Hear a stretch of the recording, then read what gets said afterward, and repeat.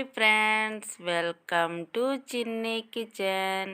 ఈరోజు చిన్ని కిచెన్లో అరటికాయ కోపు చేయబోతున్నా. చూడండి, అరటికాయలు తీసుకున్నా. ఇవి కర్రీ చేసుకునే అరటికాయలు.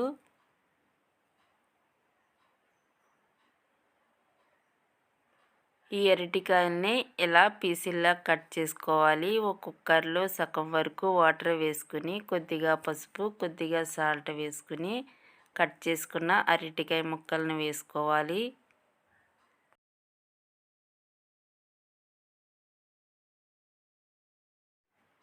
ఇలా మునిగే వరకు వాటర్ వేసుకుని గ్యాస్ ఆన్ చేసుకుని ఈ అరటికాయ ముక్కల్ని బాయిల్ చేసుకోవాలి. కుక్కర్ విజిల్ పెట్టకుండా ఉడికించుకోవాలి.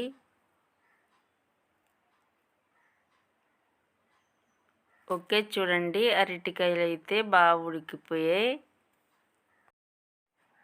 ఇలా ఉడికించుకున్న అరటికాయల్ని ఒక ప్లేట్లో వేసుకుని చల్లారి పెట్టుకుని ఈ తొక్కనంతా తీసేసుకోవాలి.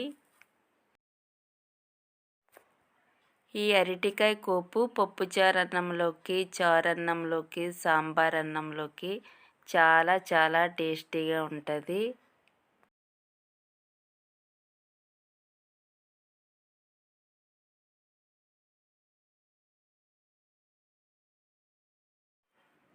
ఇలా ఈ తొక్కలన్నీ ఒలిచేసుకుని ఇలా చిన్న చిన్న పీసుల్లా కట్ చేసుకోవాలి.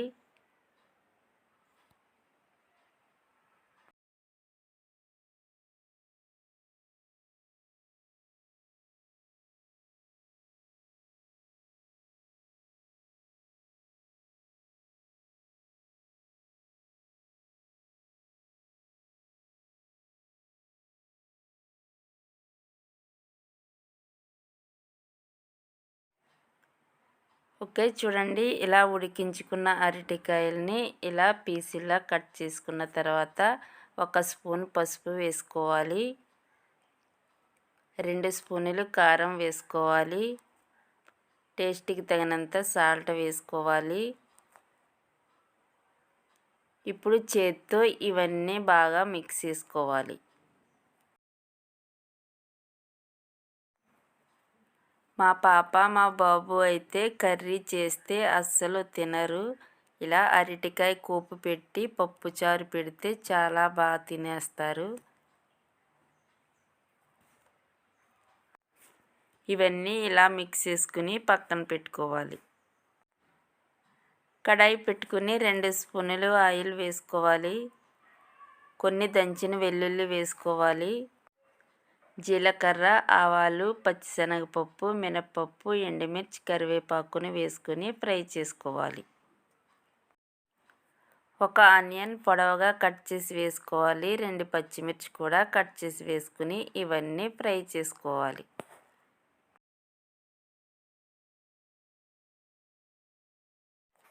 ఇవన్నీ కొద్దిగా ఫ్రై అయిన తర్వాత ఒక స్పూన్ అల్లం వెల్లుల్లి పేస్ట్ వేసుకుని పచ్చివాసన పోయే వరకు ఫ్రై చేసుకోవాలి.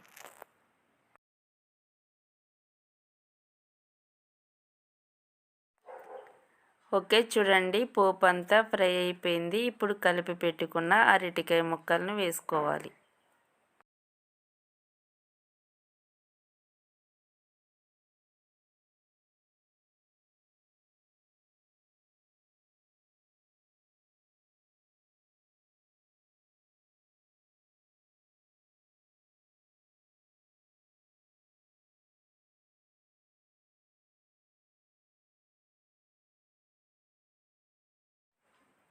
ఒకసారి ఇదంతా మిక్స్ చేసుకుని మూత పెట్టుకుని 5 మినిట్స్ కుక్ చేసుకోవాలి.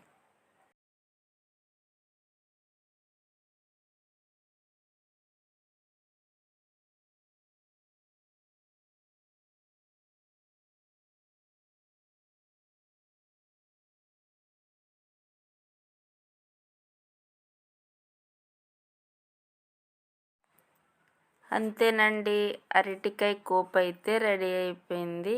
ఇలా ఒకసారి ట్రై చేసి చూడండి. మా రెసిపీస్ మీకు నచ్చినట్లయితే లైక్ చేయండి, షేర్ చేయండి, సబ్స్క్రైబ్ చేయండి. Bye friends.